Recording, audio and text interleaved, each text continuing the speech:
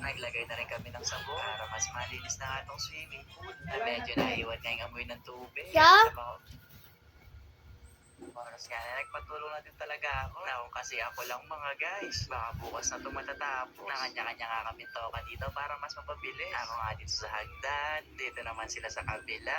Habang tumatagal nga mga guys, pumapanguna ulit ang swimming pool. Pero para mas luminis pa nga ulit to, naglagay pa nga ulit kami dyan ng detergent. At saka natin ng Clorox. Kasi para mas malinis talaga yung swimming pool.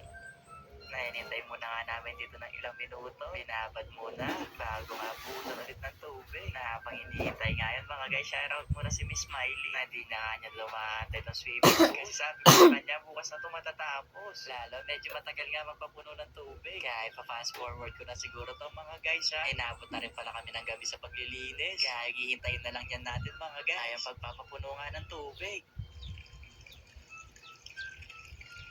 Bago nga ako matulog, nasa 1/4 na yung tubig. Nang pagising ko nga, eto malapit na siya mapuno. Na grabe, napakalinaw naman ng tubig na yan. Na parang gusto ko na mag-swimming Pero syempre may kasama tayong mag-swimming ngayon. Neto si Mi, napakaraming dala. Sa tuwing bibisita siya, napakaraming pasalubong. Sa dala niya ngayon, parang hindi ko na kailangan mag-grocery dito sa Resang.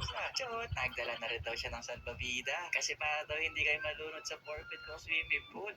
Di pa nga kami nakakapag-swimming. May mga nalaglag na daon dito. Kaya naman sabi ko dyan kay Mi, tulungan niya muna ulit ako maglinis. Kasi para magkaroon siya ng ambag dito sa swimming pool. At nung ginagabihan na nga, ilabas na nga rin namin ito nabili namin phone. Kasi ito nga magpapalutang sa mga nabili naming ilaw. Ayan, para lang siyang maliit na donut na ilalagay mo lang ilaw sa gitna. Para rin siyang kandila. Kaya sa mga oras nga na yan, nag-wish na rin kami ni Mi.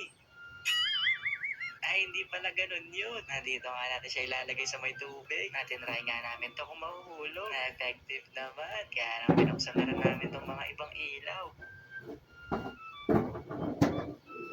Ang ganda nga tingnan kapag nabuksan nga lahat ng ilaw. Ayan nga lang mga guys, mukhang kulang tong nabili namin. Pero ang cute nito. Parang pwede ka rin mag-wish dito mga guys. Ako pagmamasdan mo na ito sa first shot, mukha siyang totoong kandila. Parang malulunod yata ako dito.